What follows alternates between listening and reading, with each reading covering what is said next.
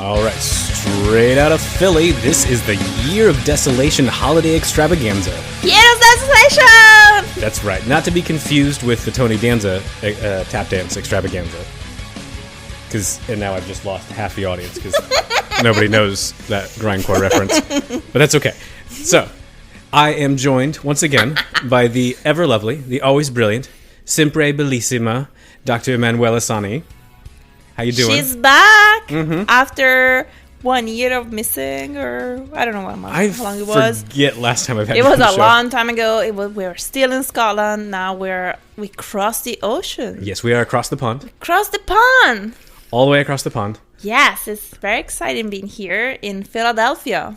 Philly, the birthplace of America, birthplace of liberty. Yes, and it's funny enough, we're living literally 1 block away from the Liberty Bell now. So I can feel the freedom. You can feel this thing that Ryan keeps telling me about is real.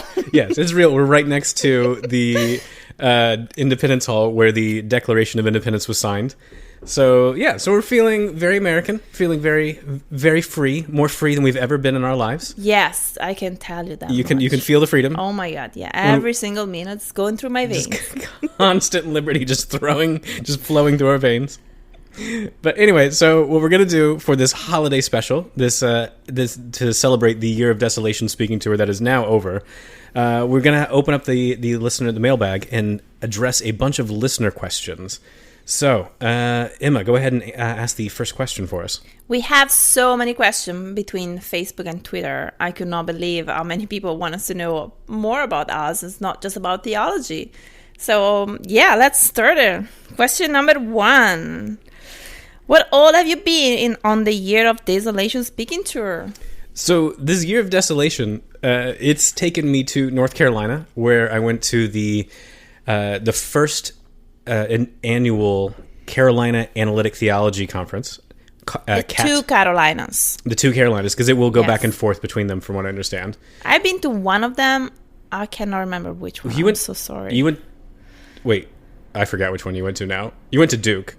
No, something called Raleigh, which I had to ask you how to pronounce that because I was very confused. Yeah, you went to Raleigh. That's fine. Oh, Raleigh. There you go. And you're doing some biology stuff there. So yes, we've both been doing.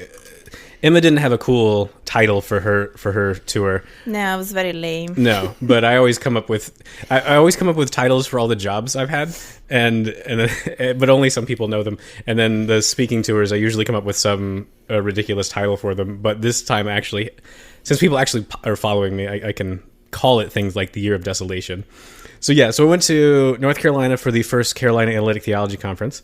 Then I went to New Jersey. Whoa, where all the Italians are. The Italians. The armpit of New York. I went to New Jersey. It's full of Italians. Full of Italians. Lots of Italians there, Italian Americans, for a God and Space-Time seminar where I hung out with a bunch of philosophers and physicists and whatnot for a couple weeks. Then I went to Cambridge, so I went all the way back to the UK, went to England for this brilliant Muslim epistemology workshop. Nice. And that was really good. And then I had to go back to Finland for a bit for Samsa Korpela's Viva, which was also on God and Space-Time, which was brilliant. It was very good. And the Finnish traditions that you have to do for a PhD dissertation defense are ridiculous, and I love it. So like, it was very formal. I had to wear a very formal gown. Yes. We had to go and fetch Ryan a dress for that. Yeah, because I had to get a nice new suit, or it was either that or I was going to have to rent a tux. But since I was going to be gone for an entire month, I couldn't just like rent a tux because right after that I had to go to Italy. So yeah, so Samsa, if you're listening, I had to buy an entire new suit just for your Viva. There you go. Yeah. He was very committed. I was very committed to this thing. Yeah, and so it was great. And then while I was there, my friend Larry, he's going to be on the show later, he teaches at a Bible college in Helsinki. And so he asked if I could speak at his college on God and emotion.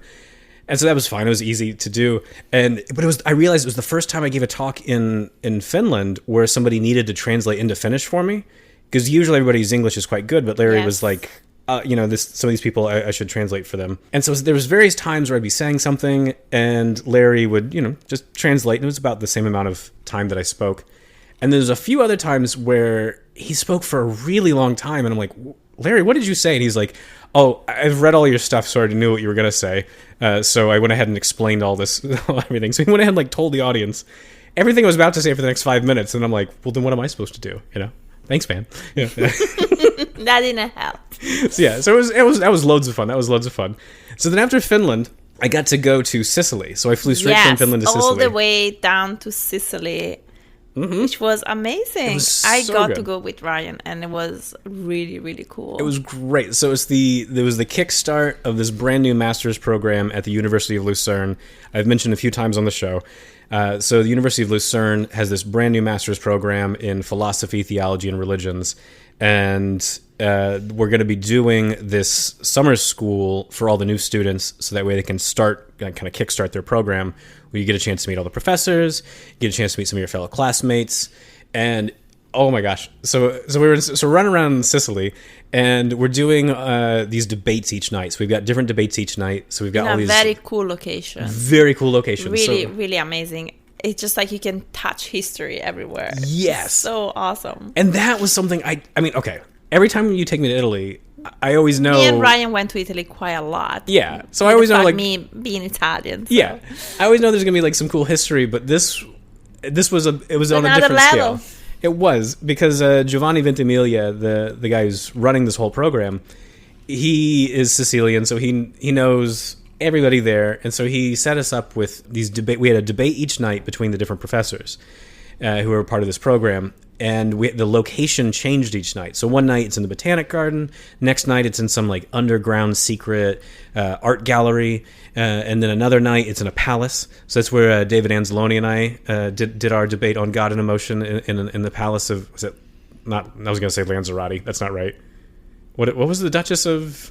I cannot remember. I'm sorry. I'm so sorry for the Duchess. Well, this is the thing: is Italians, they don't care about the royalty anymore. Well, we don't have for historical reason, we got rid of our monarchy many, many years ago.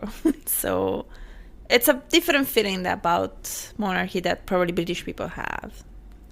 I guess, whereas for me as an American, I still just think this is a fairy tale. And I keep telling Ryan that most of the world actually is not a Republican but a monarchy, but it just doesn't go through him. But it's fine, it's fine, it's fine. You know, because fairy tale, whatever. I bleed red, white, and blue, so... Whatever. Anyway, so we get to kickstart the brand new program, and then Emma and I, we stayed in Sicily for a few extra days after that. Oh, it was beautiful. Because why not? I mean, yeah, it was summer. It was just fantastic. And yeah, I was not been in Sicily for like 15 years or something. I think you had told me last time you were there, it was like you were when you were 15 or 16, something like that. I was very young. And I remember I had really, really good memory of Palermo. It's a beautiful, beautiful city. So when Ryan told me I'm going to be there, I was like, yes, I'm coming with you. So yeah, that was brilliant. I loved meeting all the students, meeting all the professors I'm going to be working with. Oh yeah, I came like the last you got to be there for the last night. Your debate, and I got to meet the students there. And my God, I was really, really impressed. They're really motivated and very excited. Had really good exchange with them. That was such a cool night. I'm glad I was part of that. That was loads of fun. So this was a really good trip to Sicily, and then after that we went up north to northern Italy to see Emma's family. Yeah. So there wasn't really any speaking there. Nah, that was just like for leisure. Yes, but while I was in Sicily though, I had to give a talk at the annual God and Time workshop that was in Dublin. It was in Ireland that year, and then I also had to give a talk at the in Tehran, so in Iran, for this Islamic summer school in philosophy of religion, but. I had to do that all over Zoom while I was in Sicily. So I'm just sitting there in my hotel room speaking in Ireland and then speaking in Iran and then go back to doing all these debates and stuff in Italy. So then after that, I went to... Awesome, it was pretty cool, though, because I was gutted, though, that I didn't get to go to Dublin, because the God and Time workshop, I've been to every single one. Oh, my God. Ryan keep bragging about this workshop as the best thing ever. It is. I've met the best people through the Society. And I believe that, honestly. I'm like, yeah, that's fine. Yeah, so many good things have come out of it. So I was very gutted that I couldn't be there in person, and there was really cool people that were there that I got to see in the room. But yeah. But next year, and then Iran, I've done this the University of Sharif. I've done a winter school and then a summer school with them, and they keep getting really cool people to be a part of the summer school, and they translate all my stuff into Persian, so that way all the students can read, and the students they ask such really sharp, like cutting questions, really, really bright. I have been deeply impressed every single time I've done this. And then, so after that, then we came back to America for a bit and chilled for a while. Then I went to Germany for the first God and Emotion workshop that I'm going to be a part of for the next 3 years. So we go into Berlin twice a year for the God and Emotion workshop that Hartmut von Sass is organizing. Then I went to Tennessee and I got to hang out with Matthew Badorf and Roger Turner, because Matthew was able to get a little bit of money to bring me out to Tennessee so I could speak on God and Emotion, and I was able to do my Is God a Psychopath stand-up show that Emma and I had created. That's such a good show. We should make a video about that. We should do a video at some point. We really should. Yeah.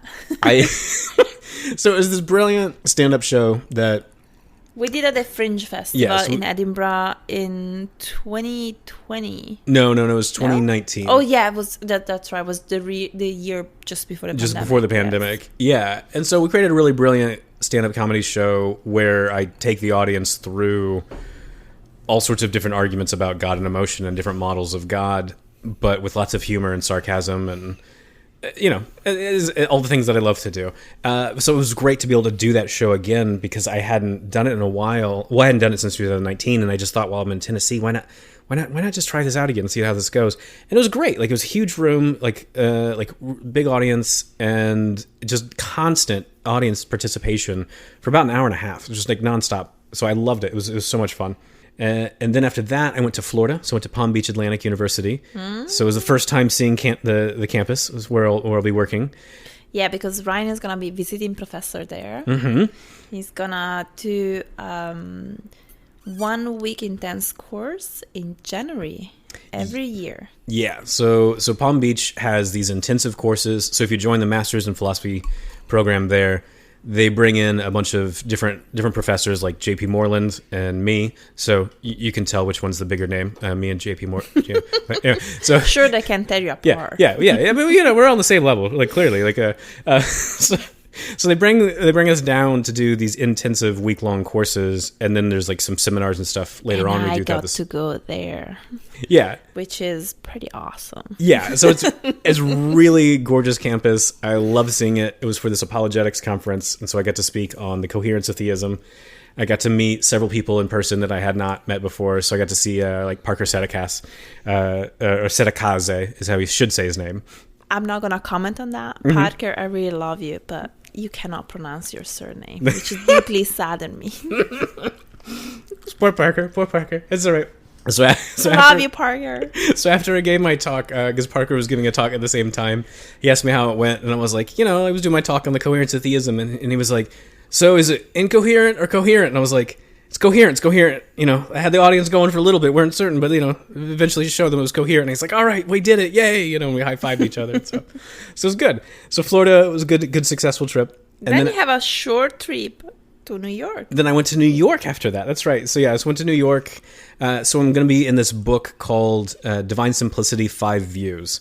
So it's going to be me, W. Matthews Grant, Catherine Rogers, Oliver Crisp, and Josh Blander. Josh Blander is a Duns Scotus scholar, and so he has this medieval philosophy seminar that he does in New York City at the university he works at. And so he asked me to come up if I could lead the seminar 1 week. And so I did a 3-hour seminar presenting the paper I'm going to do for this five views book. And that was really good. And I got to see Drew Johnson, who works there as well. Drew and I used to work at St. Andrews for a bit together. So yeah, it was really cool hanging out with Josh and Drew. And then we went to Scotland. I wasn't speaking in Scotland. We just needed to see some friends. And then came back, and then I had to give a talk in Israel for their criminology department.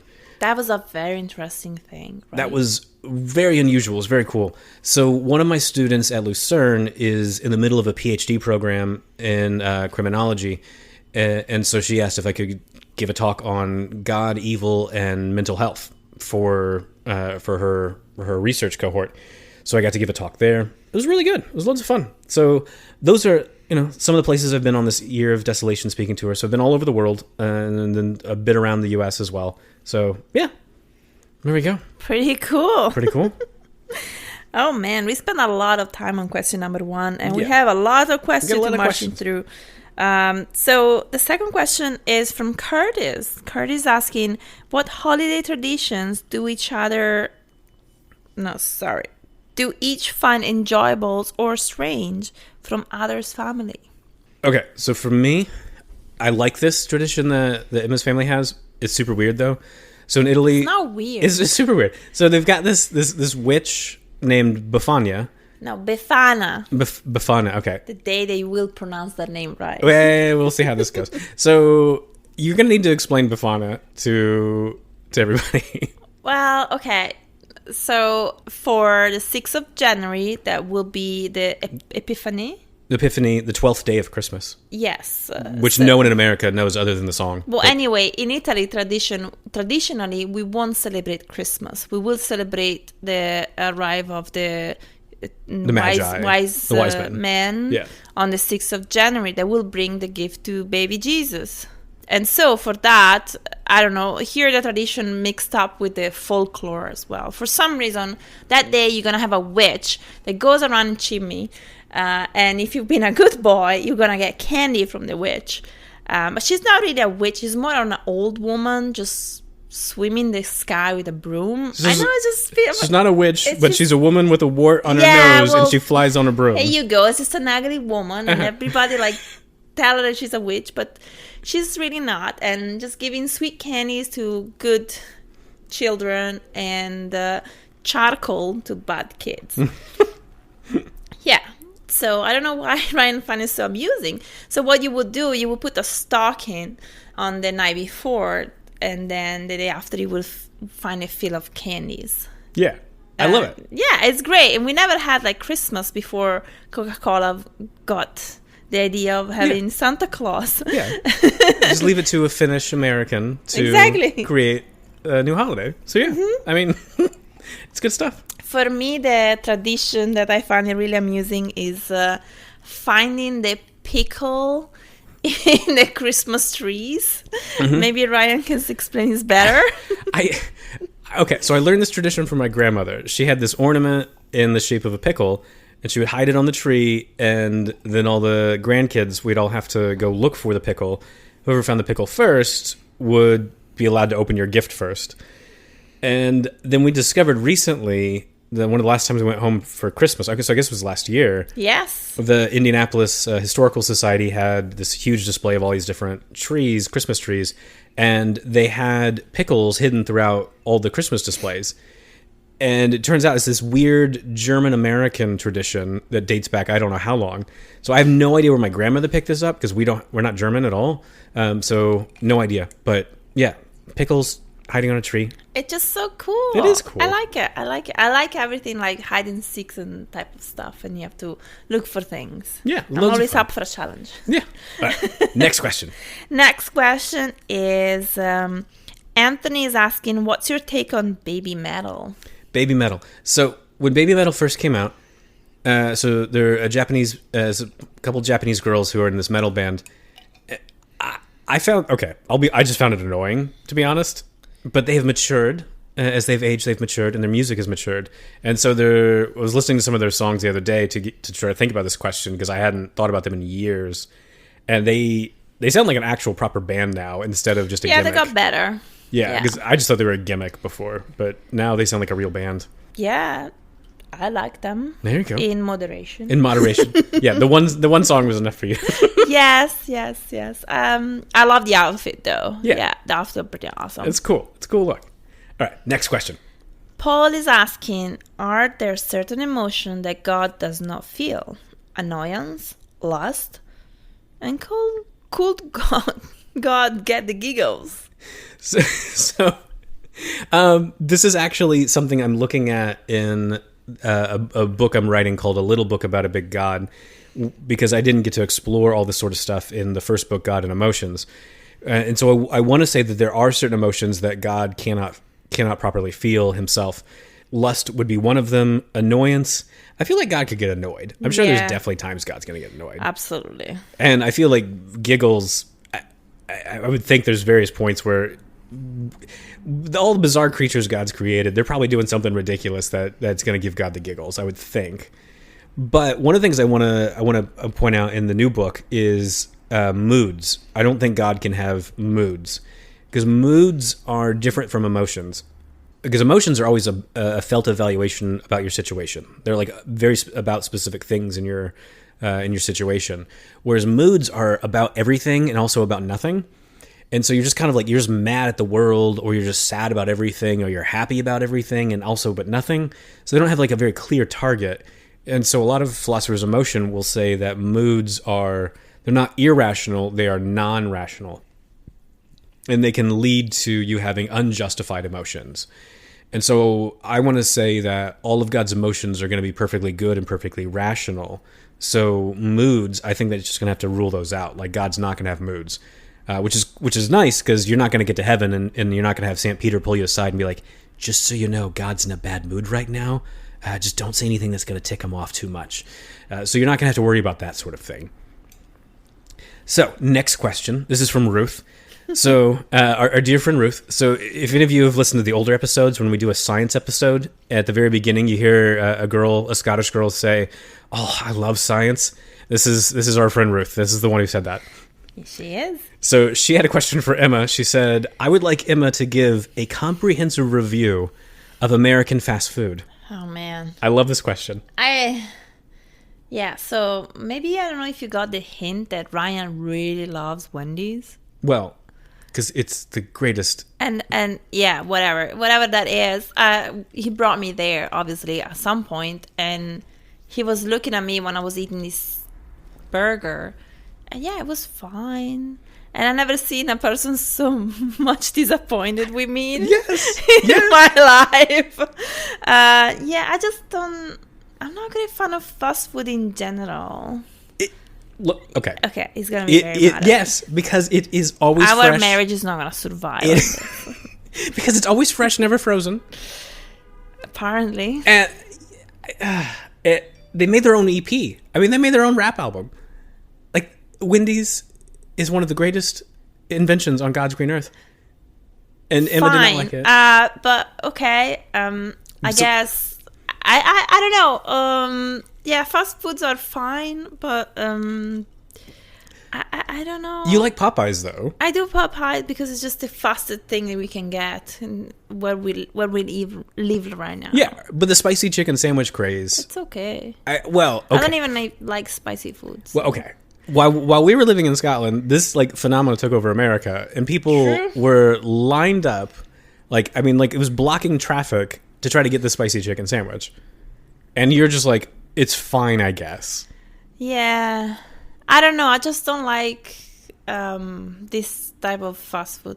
What I really like, I love kebabs. Yes, but where we are now, there's no kebab shop, which really saddened me. That is. Yes. Yeah.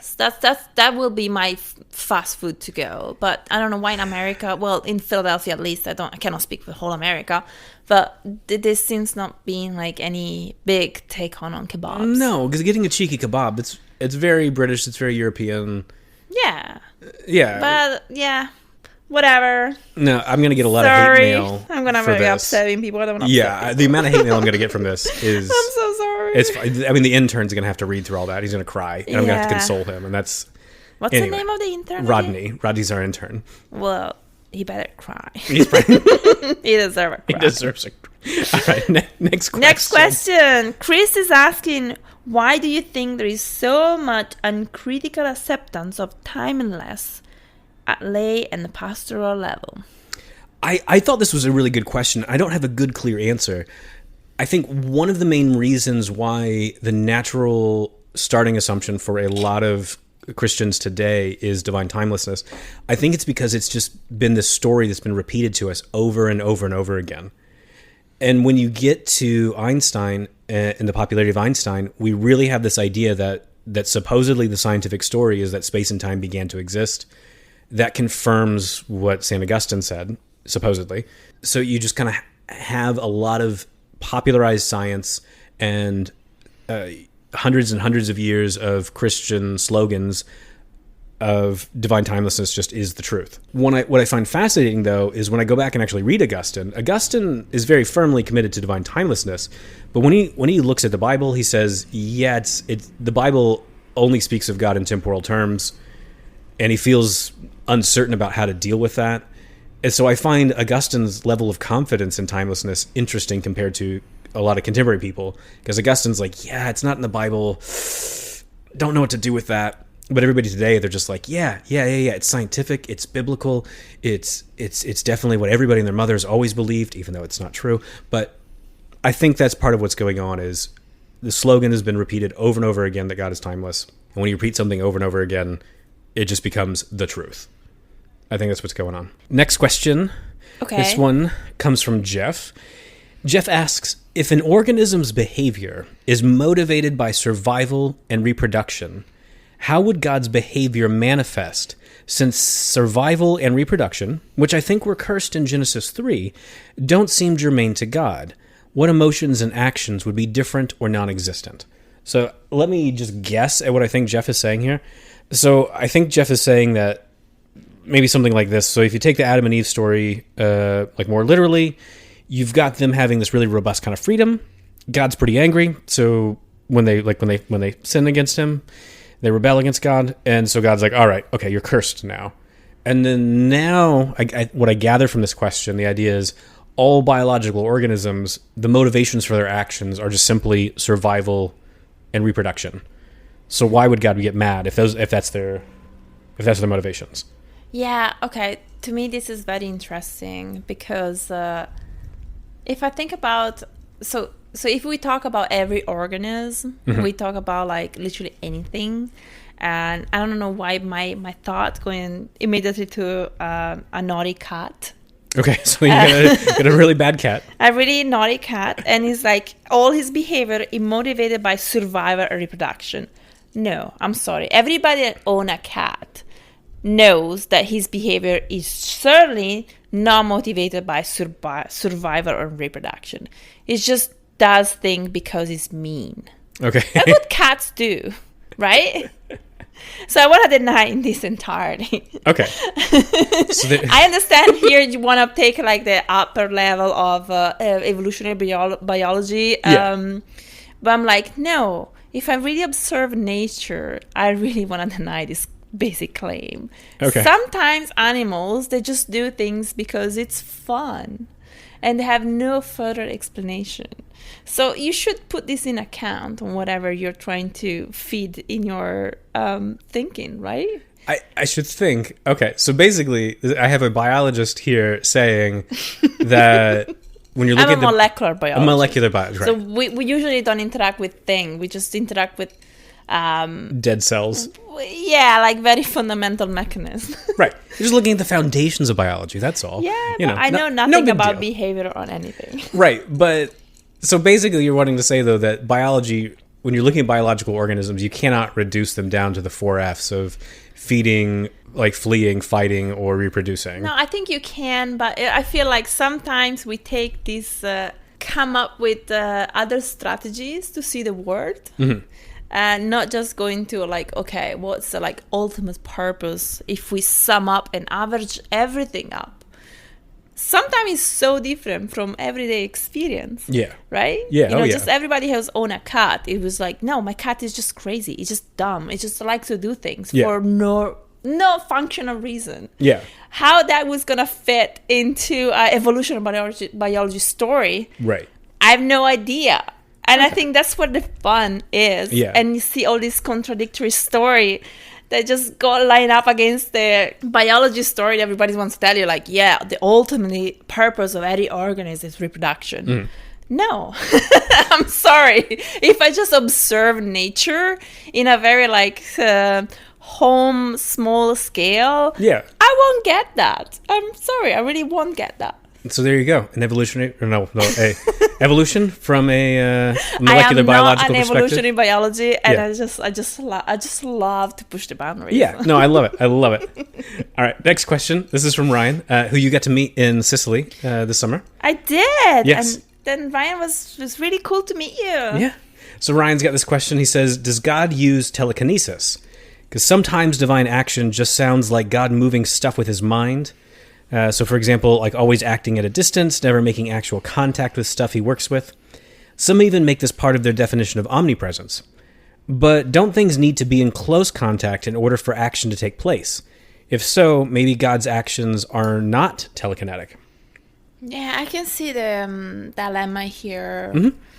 Yeah, it's a good question, though, because it's like, how can you influence the world? But if you think about, government influence narrative and influence people without using any physical interaction. Right. So I can see how God can do that very, very easily. Yeah, there's lots of ways to interact with the world. What I love about this question is it foreshadows a lot of stuff we're going to do this next coming year on the show. So Greg Gansel just released a book called Divine Causation, philosophical essays on divine causation.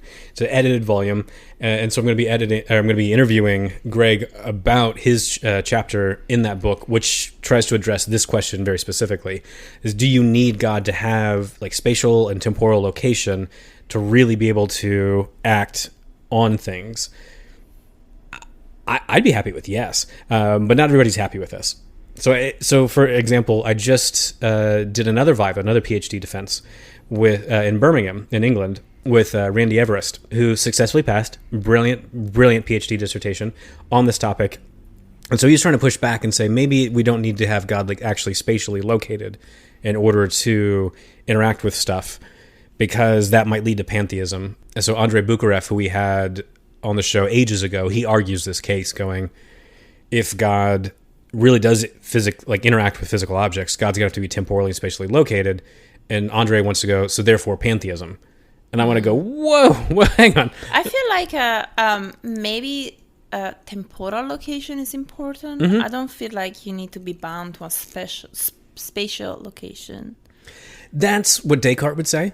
Some days of the week, I'm totally happy with that. Other days of the week, I'm like, who cares? If God's spatially located, why not?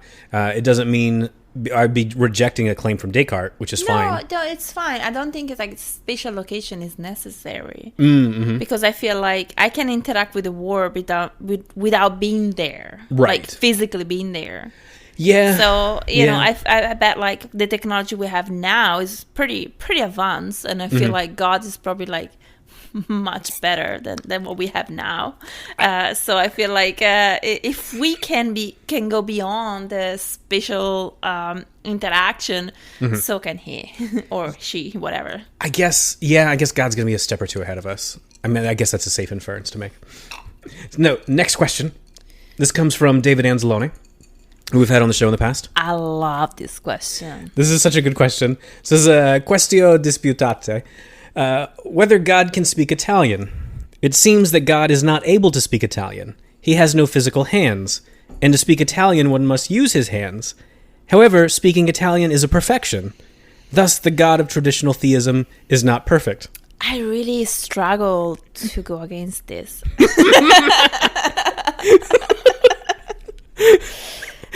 You really have to take me through this to dispute these things. I don't know how to. So okay, right? It just sounds so perfect. It's very obvious. It's a really airtight argument. So if we're doing perfect being theology, we're going to say that God has all the great making properties. Those are properties that are better to have than not have. Speaking Italian, that's clearly, without a doubt, a property that is better to have than not have. Absolutely. But that just logically entails that you have to use your hands. So, traditional theism seems kind of screwed here. Yeah, it's a big problem. Yes, it's a big problem. Yes, it's a big problem.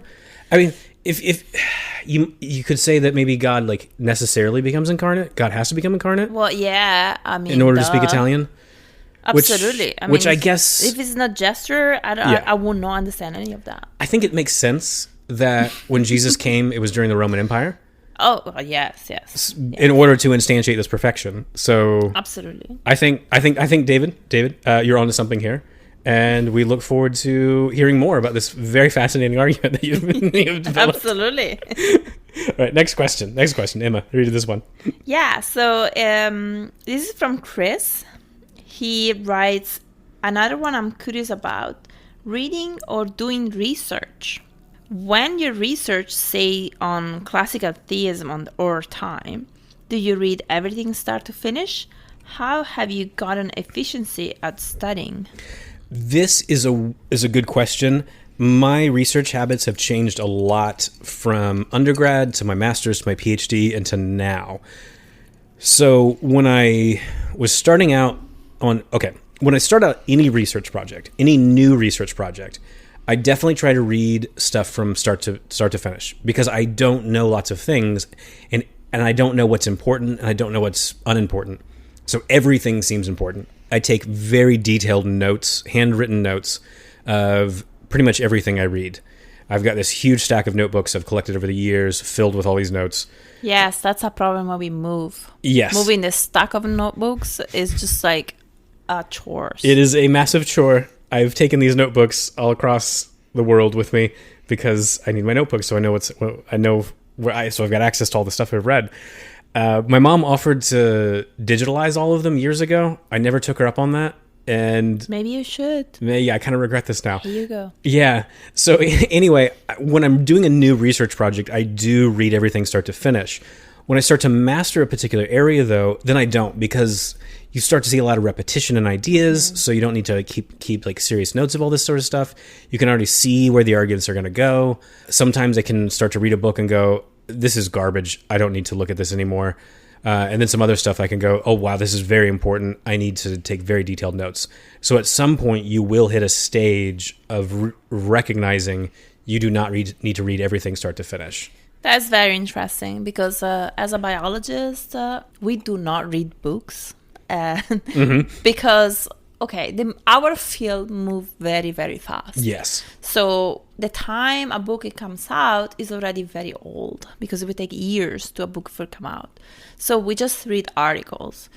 But the literature is incredible. You cannot keep up with the literature.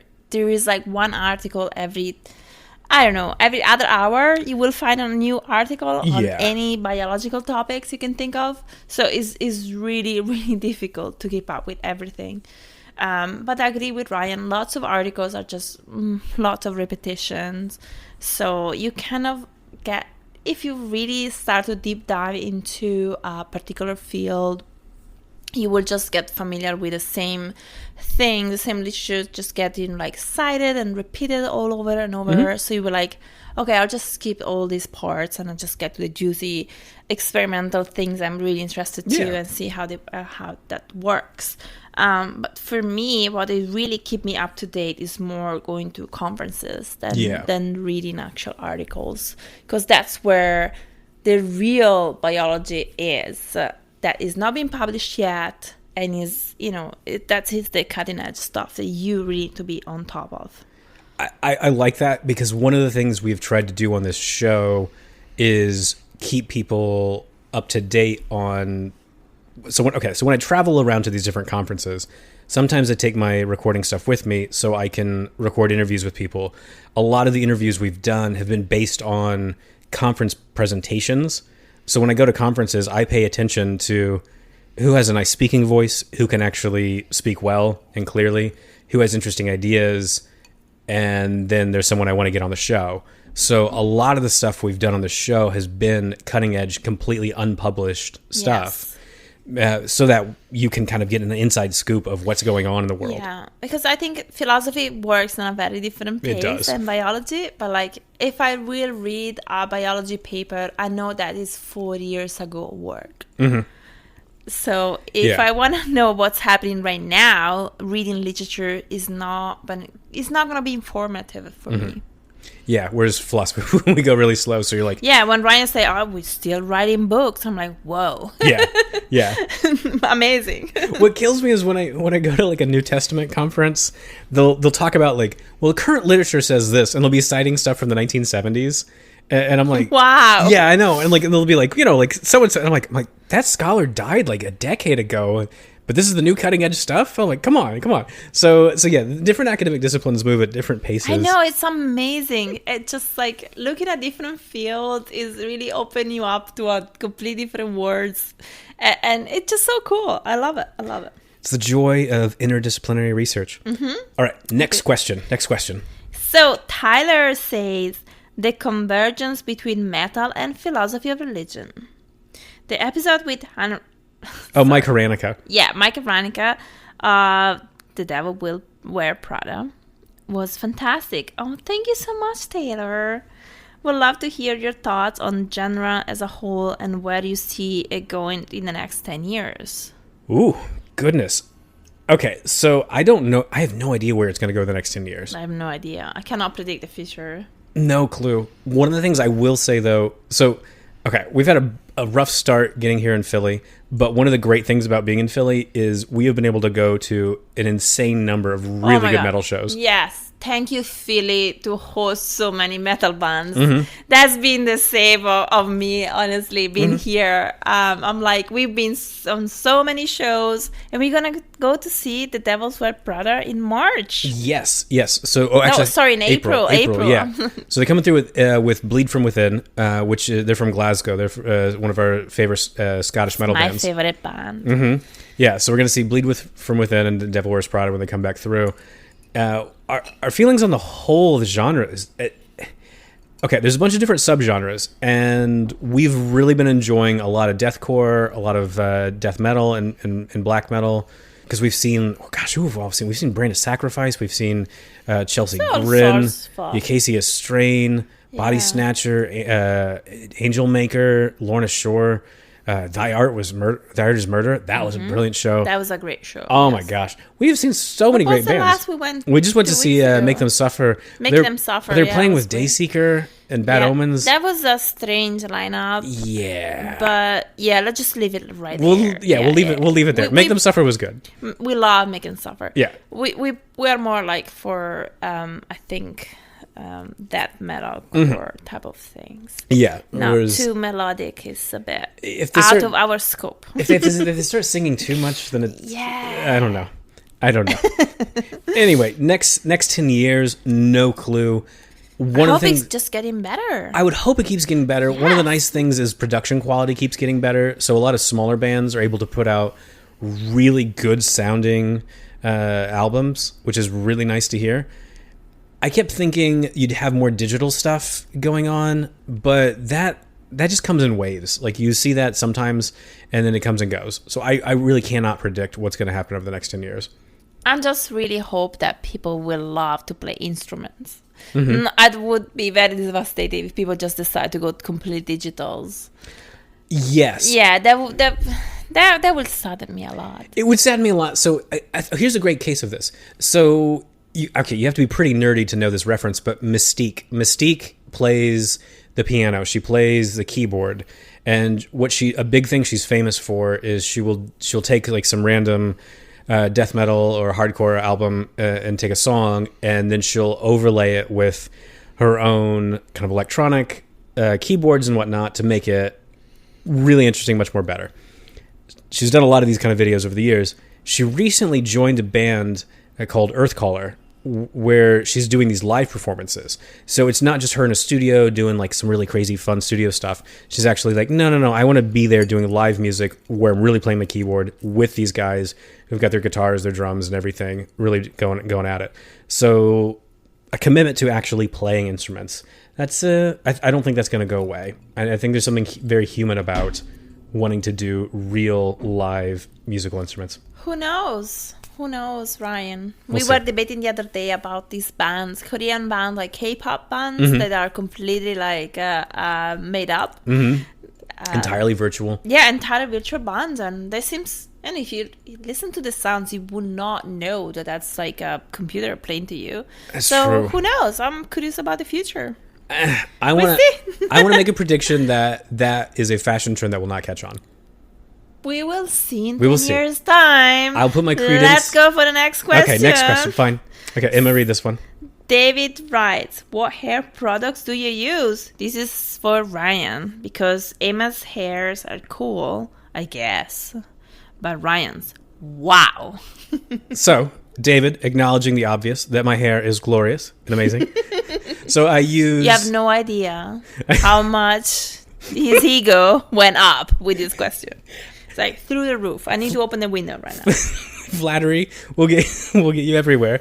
I use this Australian brand called 11. Their sea salt spray. So it's just enough to give you some volume and to make my hair like stand out and be a little bit weird, but also stay in place if I need it to. Here you go. Here you go. Okay, next question. So Than, I went on a show a while ago. He asks, does God like screamo music? Hell yeah. You want to say yeah? I want to say no. Oh, why not? Because when it gets too sing-songy, too whiny, clean vocals, God does not like too much clean vocals with metal. There's a balance, and screamo goes beyond that balance, and so God's like, no, everything in proportion, and you've lost the proportion. True, but I feel like I imagine God as a very tolerant guy, and what makes people happy, he will be happy about that. Screamo music make a lot of people happy. It makes a lot of people happy. But earlier we talked about... It won't make me happy, but it's okay. But earlier we talked about God having the emotion of annoyance, and I think this is one where he's like, I'll tolerate it, but I'm slightly annoyed. You're projecting here. Maybe I'm projecting. He's projecting. I'm projecting. Okay, fine. Next question. So E. Martin, he has a few questions for us. He says, I've got a few for you. Who will the Eagles beat in the Super Bowl this year? I have no idea. No clue. We don't follow this. I just found out about American football, like literally since I lived in America, which was less than... Only a year now. Yeah, less than a year ago, so no clue. And Ryan is not into sports. Yeah, if it was about... Sorry. If it was about soccer or... Oh, yeah, I know everything about... Yeah, about I hate the way people call soccer. It's football. I'm sorry. But that's just... I'm not going to this, but yeah. Yeah. Whatever. So the next question that E. Martin asks is, do you listen to any Christian metal bands like Demon Hunter or Fit for a King? And if so, how do you feel about them? So Fit for a King, I listen to every now and then. Demon Hunter, I never really got into, primarily because of a stubborn hangover from when I was a teenager. So I was really into this band called Training for Utopia. I really liked where they were headed, and they broke up, and a bunch of those guys turned into the band now we call Demon Hunter. And so I was just like, no, you ruined a really good band. You ruined a cool thing. I'm not listening to what you guys are up to. Whereas when I've heard a few of their songs, I'm like, okay, it's actually pretty cool. But no, you ruined Training for Utopia, so Demon Hunter, no. Screw you. Don't like you. Next question from me, Martin. Do you have any plans to come to the Dallas-Fort Worth area? And if so, where are we going to dinner? I don't know the next time I'm coming to Dallas. But Dallas, Texas? Dallas, Texas. I definitely want to go to a barbecue. Yeah. That's all I want. Yeah, just barbecue. So wherever the best brisket and best barbecue is, that's where we're going. That's where we're going for dinner. No question asked. Yeah, easy. Next question. If you could assign metal songs for each of the 10 following Christian philosopher, what would they be? Okay, so Andrew's asking this question. Okay. Oh my god. Be ready for this, because this is a long one. So the first one is Origin. Okay, Origin of Alexandria. I can't really do songs, but I can do bands that I think these people would listen to. So I am fairly certain Origin of Alexandria would probably listen to Ocean's 8 Alaska. Because it's this sort of like weird, like cosmic kind of feel to it. And like this sort of sci-fi sort of nonsense. That feels like what Origin's going to be up to. Definitely. Augustine. I don't know why, but I kind of expect Augustine to listen to Opeth. Because I can just kind of imagine him trying to justify to me that this sort of like seemingly listlessness of the songs. I can see him just going like, Ryan, I swear the song's actually going somewhere. I just realized I went very tired on Augustine. Yeah, I was expecting to be like, Augustino. Yeah, I'm so sorry. So next one is Boethius. So Boethius, I don't know why, but I'm just thinking like Boethius, because he's like the end of the antiquity, the beginning of the Middle Ages. So I'm just kind of expecting him to listen to like some really old school Metallica. Next one is Anselmo. So Anselm's British. So I'm going to say he's probably listening to... No way, he's British. Yeah, Anselm of Canterbury. I got this so wrong. Well, it's because you guys Italianize all the names. So, I'm sorry. Yeah, so Anselm of Canterbury is British. So yeah, so I'm guessing he's going to be listening to Bring Me the Horizon. Classic. Mm-hmm. Luis de Molina. So Molina, there is a possible world where Molina is at a Chelsea Grin concert right now. And we would be there. And we would be there right with him. Alvin Plantaniga. So Planiga. So apparently Planiga listens to like really weird stuff. So kind of like when Freddie Mercury from Queen went off the rails and just tried to do his own thing. Those things are wild. Yeah, this is what I've been told is planning to listen to stuff like this. Richard Swinburne. Swinburne? Okay, so I'm going to put it at a 0.6 probability that, because Swinburne's always doing his Bayesian calculus. So I'm going to put it at 0.6 probability that Swinburne is a big fan of old school British punk. Yep. So I'm just expecting him, since he's super English, he's probably going to be listening to like old school Sex Pistols back in the day. William Hasker. So Hasker, I don't know why, I just imagine Hasker listening to Cradle of Filth. These kind of, well, it's because these like there's these really long, drawn out songs that are often open ended. Open and see what I did? See, we got there. Oh gosh, so many layers in this. Okay. Anyway, sorry, that was terrible. Catherine Rogers. So Kate, so when I met Kate finally in person, got to meet her in person this summer. She was giving off these kind of like classic rock vibes. So I'm just kind of guessing Led Zeppelin or Rolling Stones, something like this. That's fair. Mm-hmm. William Lane Craig. Okay, so Craig lives in Atlanta, or Hotlanta, if you will. And I have it on good authority that William Lane Craig is a huge fan of I Wrestled a Bear Once. So apparently Craig is a huge fan of math metal and grindcore. So when I was in Atlanta, I went to the Masquerade, which is a very popular venue in Atlanta, and I was seeing the Dillinger Escape Plan, and I bumped into Craig there. He was there wearing I Wrestled a Bear Once shirt at the Dillinger Escape Plan show. So Craig, huge fan of math metal and grindcore. Sounds about right, I guess. Mm-hmm. So next question.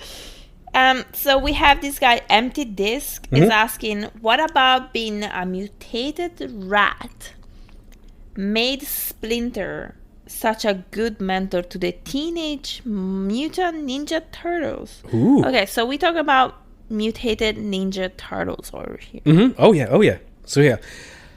Okay, so rats, they're wise. And are they? Well, at least in the Chinese folklore, they always put them as wise. Okay.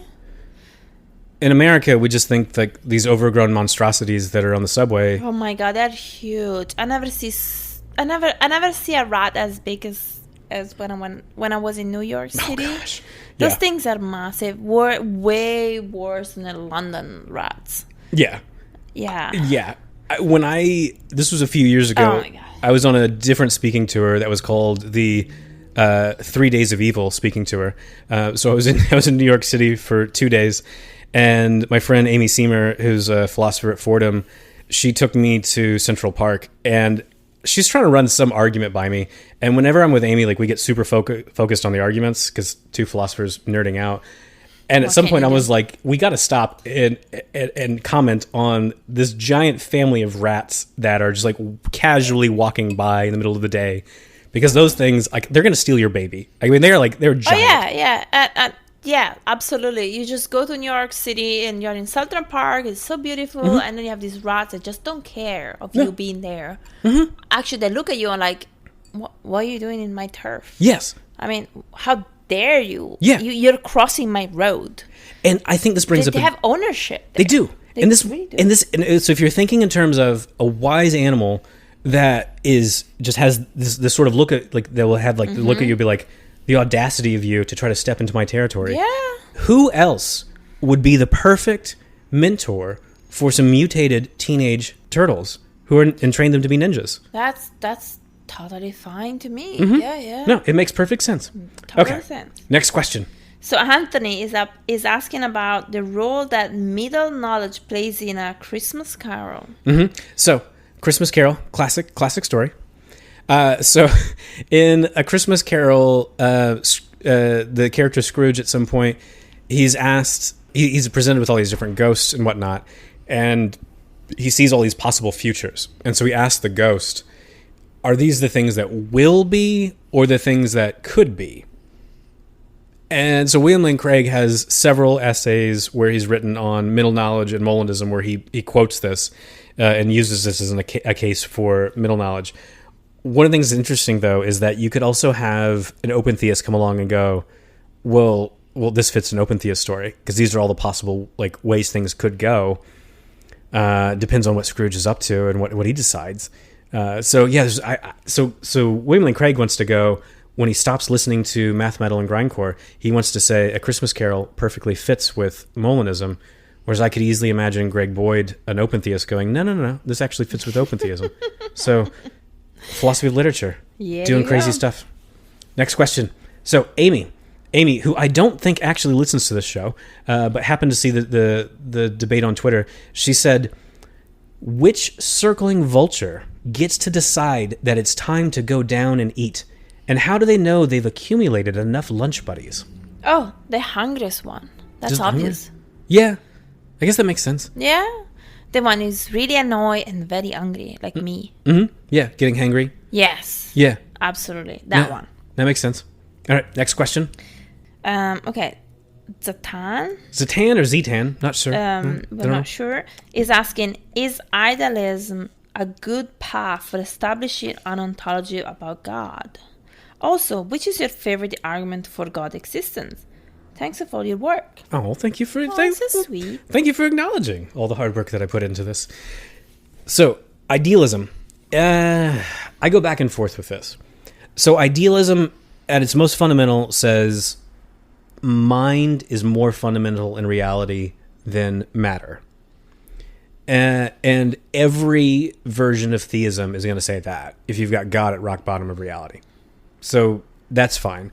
But the interesting forms of idealism, the ones that we actually care about and write home about, are the ones where there isn't any actual physical objects. There's no material objects.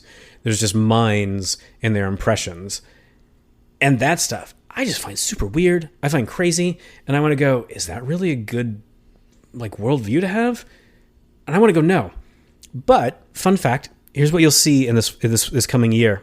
So my friend Sam Liebens, who we've had on the show, we did 3 episodes on his book on the principles of Judaism. Sam has an interesting argument where he says, him and Tyrone Goldschmidt, they want to say, give us any attribute, any common attribute from theism, and we'll give you an argument to idealism. I've got a forthcoming paper going, no, that's crazy. You guys are nuts. You don't know what you're talking about. And Sam is going to respond to me. So we're going to have a debate about this in the journal Philosophia Christi. You can also see a preview of that debate in the Society for the Philosophy of Judaism.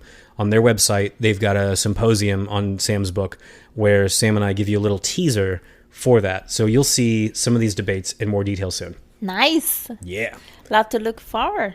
All right. Final question. This is from Tom Ord, who's been on the show before, and we've got a forthcoming episode with him. We love Tom. Tom, always great. We've still got the picture you gave us of these wild horses that you took. Yes, it's up in our living room. It's amazing. Because for all those who don't know, you probably do know, Tom is a nature photographer, because when he's walking around in nature, he loves to take pictures. And so we got this great picture of these wild horses running around that my mom almost stole from me because she loves horses. We were so close to never get this. I almost didn't get this thing because Tom sent it to my mom's place instead of us. So Tom is asking, which is better, Mariah Carey's All I Want for Christmas Is You, or George Michael's Last Christmas I Gave You My Heart?